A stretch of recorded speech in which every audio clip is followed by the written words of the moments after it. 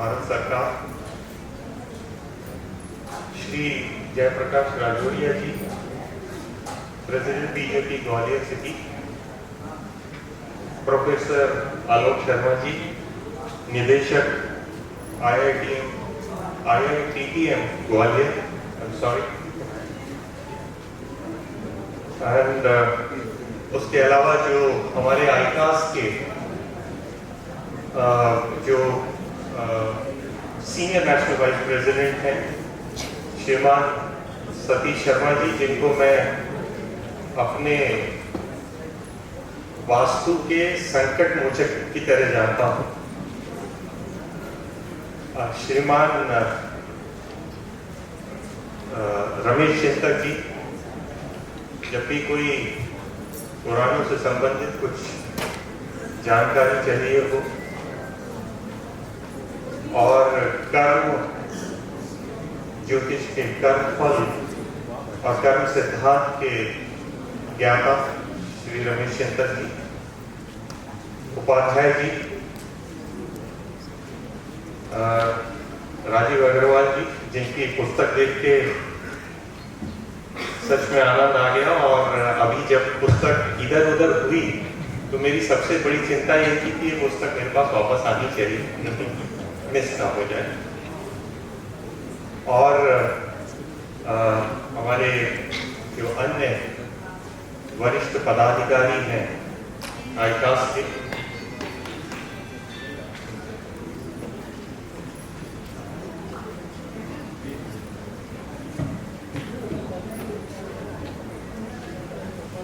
Chapter chairperson, मैं दोनों भाषाओं का प्रयोग करूंगा because we have large number of colleagues from, तो मुख्य तौर पे ज्योतिष पे ही चर्चा होती है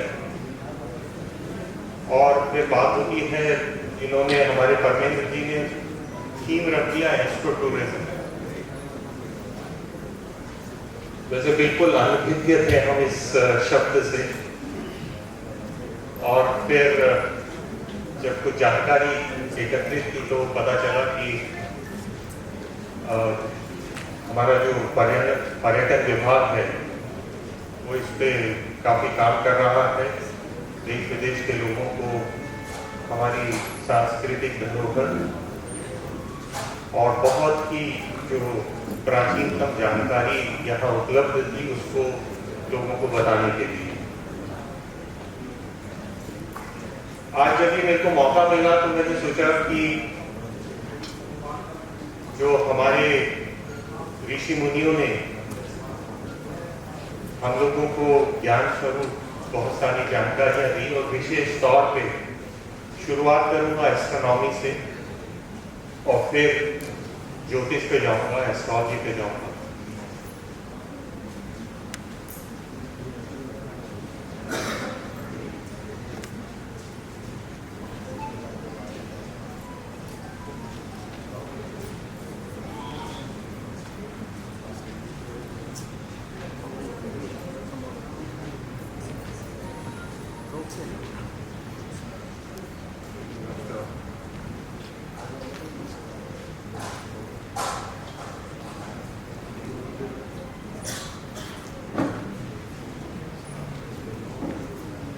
आपका सहयोग नहीं दे रहा है।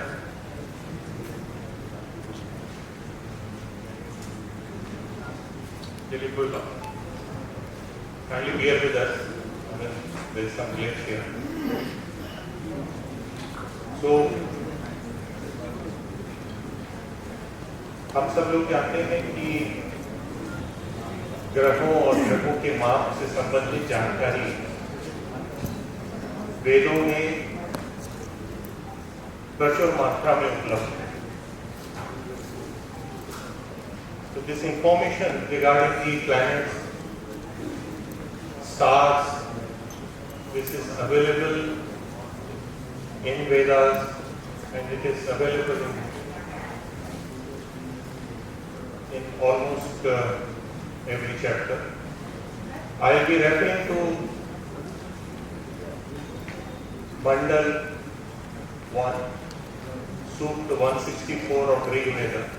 That's very interesting. In fact, each and every sutta, each and every mantra in that sutta contains large amount of astrological data.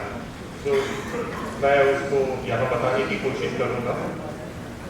एक और बड़ी मजेदार बात है और वो प्रोफेसर आलोक शर्मा जी से मैं कहना चाहूँगा। प्रोफेसर साहब, आपसे एक विशेष तौर पे मुखातिब हो रहा हूँ कि ये कहने के लिए कि हमारे यहाँ की पौराणिक कहानियाँ जो हैं, जिसमें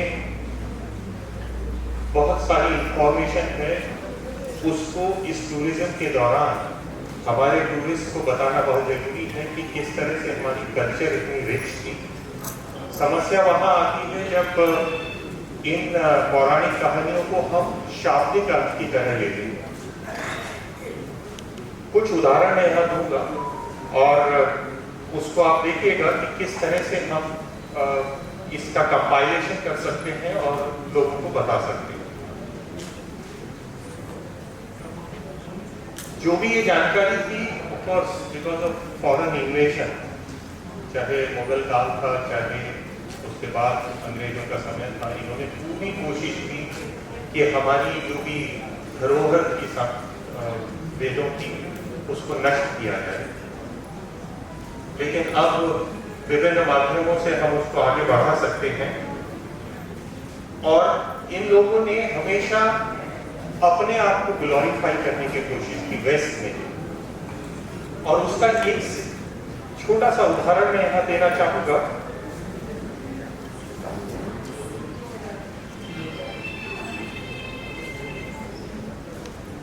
कि इस लैपटॉप, अगर आप इस चित्र को देखेंगे, ये चित्र का उदाहरण मैं बहुत बार लेता हूँ, मेरे गुरु भी बहुत बार लेते हैं, और ये दिखाने की कोशिश है कि what the Western people have done to our country। आप इसको देखिए, इसको देख के पता चलेगा कि ये जो मर्केटर मानचित्र का मिथ क्रिएट किया गया, जिसमें जो देश हैं America, Canada, Russia, Greenland and all that, आप देखिए कि जो लाइट ग्रीन वाला पोर्शन है वो मर्केटर मानचित्र का है, और जो डार्क ग्रीन है that is the actual size. ये बताने के लिए कि हम बड़े हैं, इस मानचित्र का बहुत सावधानी की जरूरत है। हमारे बहुत सारे लोग इस बात को नहीं जानते हैं कि क्षेत्रफल के आधार पे हम इन सब देशों से बड़े हैं या कंपेरेबल हैं, किसी तरह से छोटे हैं। फिर उसके बाद आप अगर देखेंगे कि हमारे ऋषियों ने जो पौराणिक कहानियां बताई, वो ये कंफर्म करने के लिए सफिशिएंट है कि उन सब लोगों को सुदूर नक्षत्रों का, ग्रहों का पूर्ण ज्ञान था। कुछ छोटे मोटे उदाहरण यहाँ लिखे हुए हैं कि भीष्म ने अपना शरीर त्यागा जब उत्तरायण शुरू हुआ। किस जमाने की बात हो रही है, वहां उत्तरायण की बात हो रही है। How did they know? पांडवों का अज्ञातवास था, और वहां पर ये जो यूनी सोलर ईयर, जिसको आज हम अपने स्टूडेंट्स को पढ़ाते हैं, ये उस जमाने में उसको यूज करके उस अज्ञातवास को, जो कौरव कह रहे थे भंग हो गया है, उससे रोका गया। चंद्रमा की 27 पत्नियां, अब ये शाब्दिक अर्थ लेंगे तो ये अनर्थ हो जाएगा। ये सिर्फ ये बताने के लिए कि 27 नक्षत्र हैं, और चंद्रमा उन 27 नक्षत्रों में 27 दिन में चक्कर लगा के अपना एक परिक्रमा पूर्ण करता है पृथ्वी की। लेकिन जो नादान लोग हैं वो इसको शाब्दिक अर्थ ले सकते हैं, लेकिन आलोक शर्मा के लिए स्पेशली ये बात है कि this is how we use to convey the astronomical information. चंद्रमा रोहिणी के घर पे बहुत ज्यादा देर रुकता था या रोहिणी से बहुत अधिक प्रेम करते थे, ये बताने का भी एक तरीका है। ये जो ऑकल्टेशन है, I show you a video to show this that why do we say this. क्यों हम ये बोलते हैं कि चंद्रमा का रोहिणी से विशेष प्रेम था। जयद्रथ को मारने के लिए सूर्य ग्रहण की बात आती है और जो अंत में लिखा हुआ है दैट्स वेरी इंपॉर्टेंट। साउथ में विवाह उपरांत जो सबसे पहली सुबह या रात्रि का अंतिम प्रहर होता है, उसमें कहा जाता है वर और वधू को कि अरुंधति तारे को देखें। अब ये भी अगर नॉर्मल कॉन्टेक्स्ट के लिए तो इसका कोई मीनिंग नहीं है, लेकिन मैं आपको बताऊंगा कि कैसे हमारे ऋषियों को ये अरुंधति तारे की विशेषता मालूम थी। हमारे जो ऋषि मुनि थे उन्होंने समय का, ग्रहों का, नक्षत्रों का पूरा ज्ञान अर्जित किया और एक ही तरीका अपनाया। कोई दूरबीन की आवश्यकता नहीं थी, किसी और उपकरण की आवश्यकता नहीं थी और सिर्फ था ध्यान। ये कहा जाता है कि ध्यान योगा अनुगता अपश्यन। ध्यान में जाकर के सब कुछ देखा और उसके हिसाब से जो संपूर्ण जानकारी थी वो जनमानस को दी। ये कुछ हमारे एस्ट्रोलॉजिकल स्टूडेंट्स के लिए है और हमारे टूरिज्म वाले भी इसको यूज कर सकते हैं ये बताने के लिए कि ये ज्ञान कब से हमारे यहाँ मौजूद है। वो लोग इसी में अटके रहे कि पृथ्वी फ्लैट है, पृथ्वी के चारों ओर सूर्य चक्कर लगाता है और हमारे लोग शुरू से इस बात को मान के चलते थे और ऐसे ही नहीं भूगोल नाम दिया था पृथ्वी का। गोला शुरू से है। ये हमारे सिद्धांत हैं जो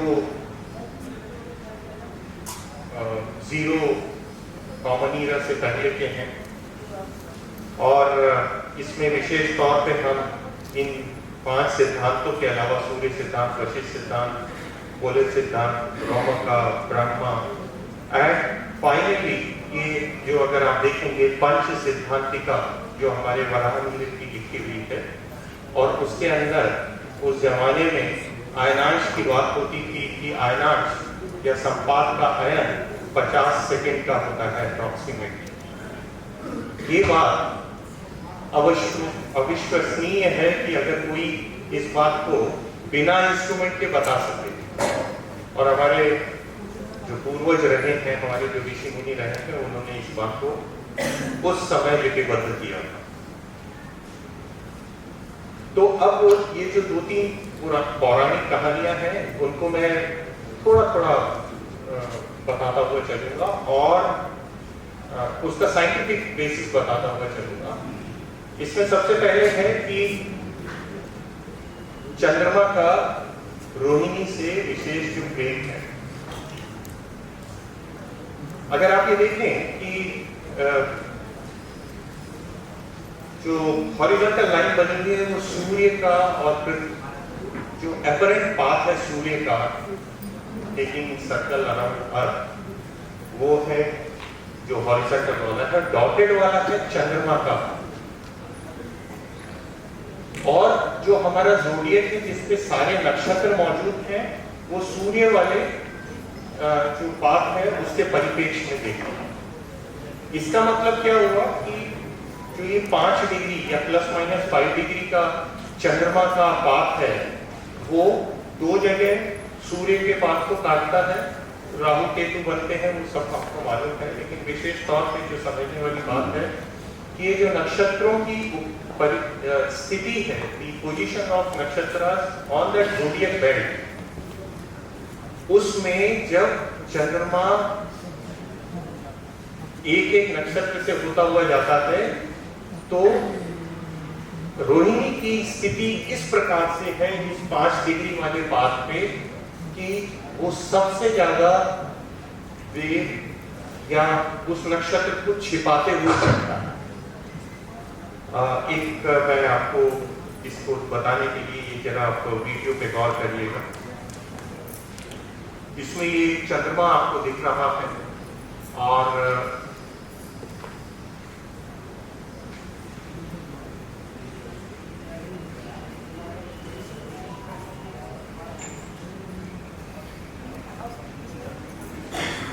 लैपटॉप इज गिविंग प्रॉब्लम। इसमें जो ऊपर एक छोटा सा स्टार दिख रहा है वो रोहिणी नक्षत्र का योग तारा है एल्डेबरान।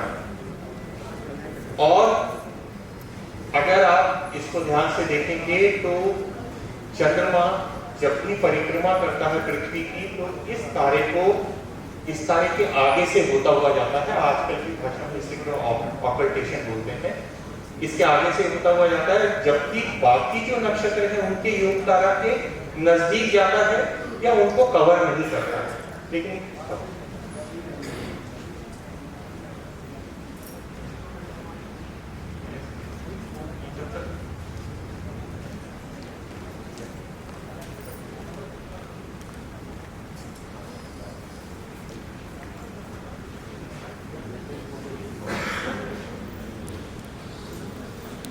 इस एल्डेबरान को कवर करते हुए चलता है। तो ये वाली जो कहानी है कि रोहिणी से चंद्रमा का विशेष स्नेह जो है वो इस ऑकल्टेशन से पता चलता है और ये हमारे पुराणों में बात लिखी हुई है।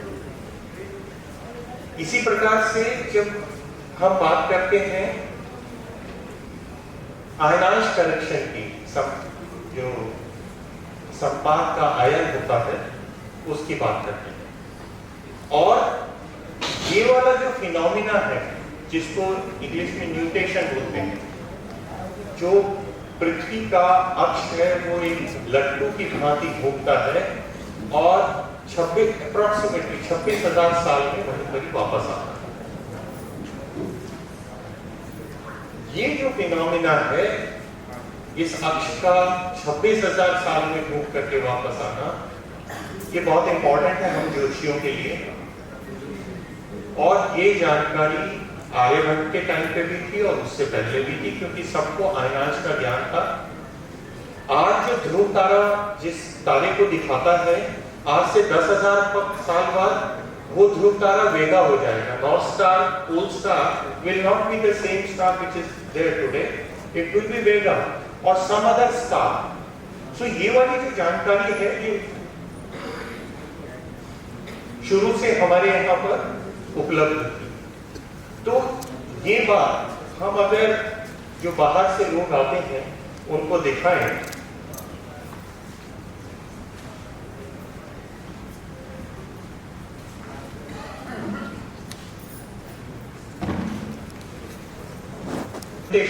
आप अगर देखेंगे कि पृथ्वी का जो एक्सिस है ये लगातार रोटेट करता है और जो ध्रुव तारा है, पोल स्टार है, ये रेगुलर चेंज होता रहता है।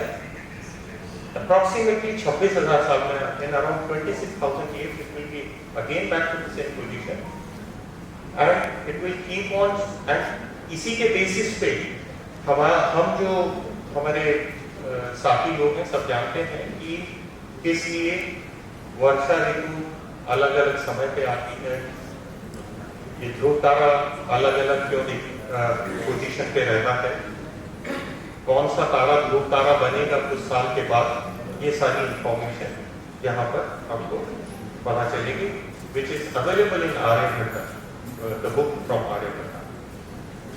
ये बहुत इंपॉर्टेंट है। ये आपको उसका मेजर मालूम होगा सप्तऋषि मंडल, और इसके अंदर अगर आप इस ऊपर से सेकंड वाला देखेंगे ये अरुंधति है। सुबह बोला जाता है वर वधू को कि भाई इसको देख लीजिए, और ये नॉर्मल बात नहीं है। आज लोग बात करते हैं कि ये जो पर्टिकुलर स्टार है ये ट्विन स्टार है। ट्विन स्टार का मतलब क्या होगा, दो स्टार हैं और इनकी ब्यूटी ये है कि ये दोनों स्टार एक दूसरे के चक्कर लगाते हैं, not the other way that there is one fixed star and the other star is taking around. Actually these two stars which जिनको हम वशिष्ठ और अरुंधति बोलते हैं कि आइडियल कपल, वो नाम दिया है। और ये दो तारे एक दूसरे के चारों तरफ चक्कर हैं। Although there are many light years away, कोई अगल बगल में नहीं है, but when you observe from Earth, it appears that both are circling each other, and that's the beauty of this star. और हमारे लोगों ने इस जमाने से इस प्रथा को आरंभ किया था कि इस आइडियल कपल का सुबह सुबह दर्शन कर लिया जाए उस वरवधू के पास। ओके, इसके बाद मैं आपको हमारे वेदों में इस तरह से एस्ट्रोनॉमिकल डेटा एनकोडेड फॉर्म में अवेलेबल है वो बताने की कोशिश करता हूँ। जिन लोगों ने जैमिनी पढ़ी है उन लोगों ने हर हालत में ये कटपयादी सूत्र पढ़ा होगा और उसके बाद अनका नाम तो यदि वो भी सूत्र पढ़ा होगा।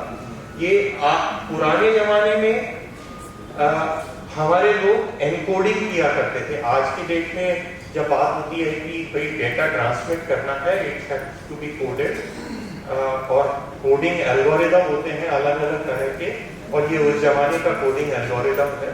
इसको जरा गौर करिएगा। हम लोग इसको कटपयादी सूत्र के रूप में बोलते हैं और ये ऋग्वेद से मैं आपको बता रहा हूँ।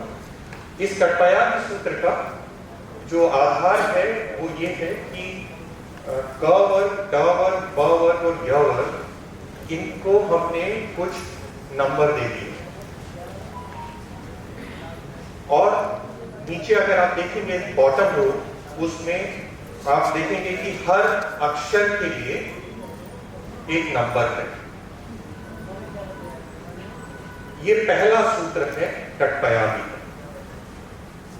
और साथ ही में उन्होंने ये भी लिख के दे दिया कि न, न्य, अ इन अक्षरों की कोई संख्या नहीं होगी और स्वरों और हलन की चिंता नहीं करनी। और अगला सूत्र है अंका नाम वास्तोगति, यानी कि जो पहले वाले सूत्र के हिसाब से जो नंबर आया उसको आप रिवर्स कर दीजिए। यानी कि अगर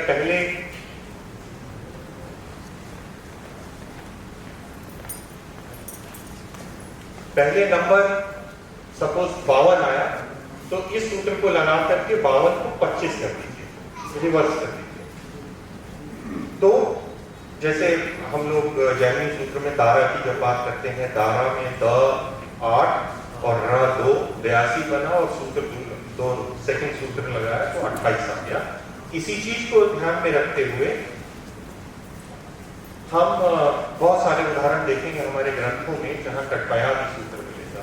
इनफैक्ट आप सब लोग मेरे ख्याल से बहुत सारे मेरे साथी लोग जानते हैं, but for other, for example, these three examples are available where the value of pi is given, and value of pi up to 17 places, up to 31 places through these sutras.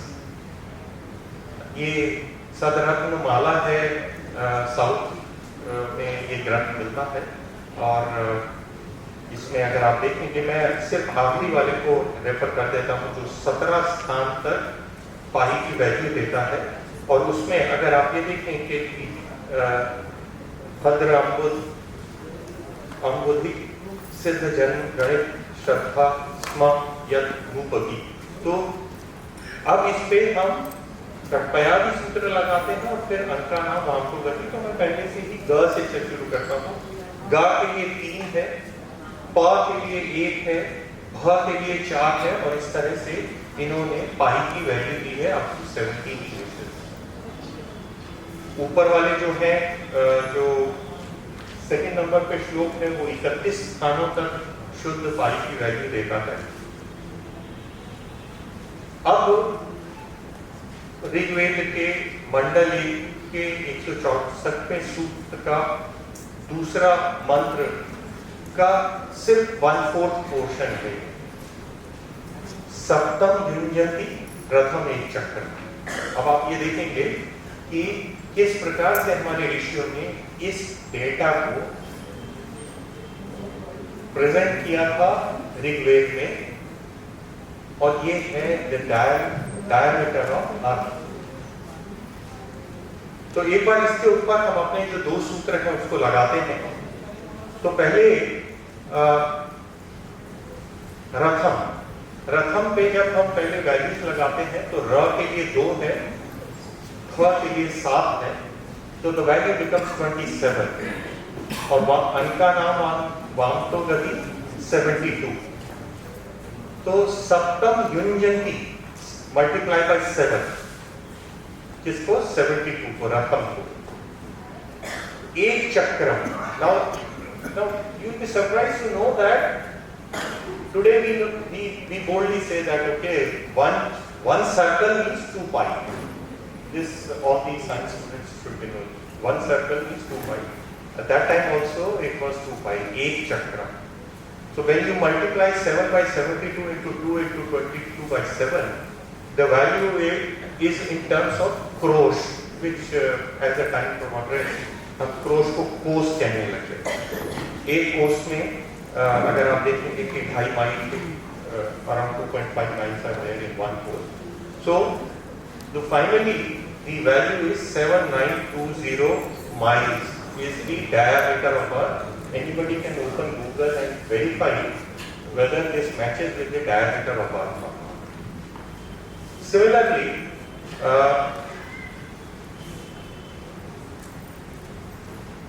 सूर्य और पृथ्वी के बीच की दूरी। Now this is in the first mantra. अस्य वामस्य पलितस्य भूतु। Very interesting. And when we apply the two sutras, जो अभी हमने बात की थी, उसको लगाते हैं तो पहले वाम, फिर पलित, फिर भूतु, और उसके हिसाब से सूत्र 1 लगाया, सूत्र 2 लगाया, और जो नंबर्स आए वो 54, 36, 31 एंड 68। और इसको जब हम मल्टीप्लाई करते हैं तो कितने महायोजन की दूरी आती है। और एक महायोजन again this is also available time के हिसाब से क्या क्या वैल्यूज हैं, डिस्टेंस के हिसाब से क्या क्या वैल्यूज हैं, all that is available. So 1 महायोजन is equal to 40 miles and then we convert this, so we get this 9,26,81,280 मील सूर्य से पृथ्वी की दूरी। मैं नतमस्तक हो जाता हूँ अपने ऋषियों के लिए। क्या गजब की जानकारी उन्होंने हमारे वेदों में दी है, और हम लोग इससे काफी अनभिज्ञ हैं। और एक और मैं इसमें ऐड कर देता हूँ, इसके बाद मैं इसको रोकूंगा। ये पृथ्वी की सूर्य का चक्कर लगाने की गति, the speed at which earth takes the circle around sun, और उसके लिए अगेन जो सेकंड मंत्र था उसका पहला पार्ट मैंने ले लिया था, सप्तम युज्यति रथम एक चक्र, और ये जो दूसरा वाला पार्ट है एको अश्रु वहति सप्तम। और अब अगर मैं इसके ऊपर लगाता हूँ पहले नामा is 0 and 5, and when I reverse it becomes 50. So 7 into 50 सप्तो एको अश्वो वहति सप्तनामा, 7 times नामा। So 7 times नामा is this, and it is in terms of 1 course per pal. So this becomes 2.5 mile, and एक pal, I think most of us must be knowing, especially the ICAS fraternity, एक pal है 48 seconds. So एक कला and pal are in fact I should have written कला only, जो नीचे लिखा है pal गलत है। So एक कला 48 सेकेंड, और उस समय ये क्रोश पर कला वैल्यू यूनिट की, और इसको अगर हम करते हैं तो 18.22 miles per second, this is the speed at which Earth takes revolution around sun. Now, with this, I'll conclude, but before concluding, I am again requesting Professor Sharma that it is our duty to tell the whole world that we knew everything. और जो अभी तक जिस भी काल में हमारे ज्ञान को दबा के रखा गया, छुपा के रखा गया, उसको सर्व जगत को बताने की आवश्यकता है। और ये मात्र एस्ट्रोनॉमिकल डेटा था। इसके बाद एस्ट्रोलॉजी पे भी चर्चा होगी, वो अगले सत्र में अभी हम करेंगे। लेकिन बहुत बहुत धन्यवाद आप सबका शांतिपूर्वक सुनने के लिए। धन्यवाद।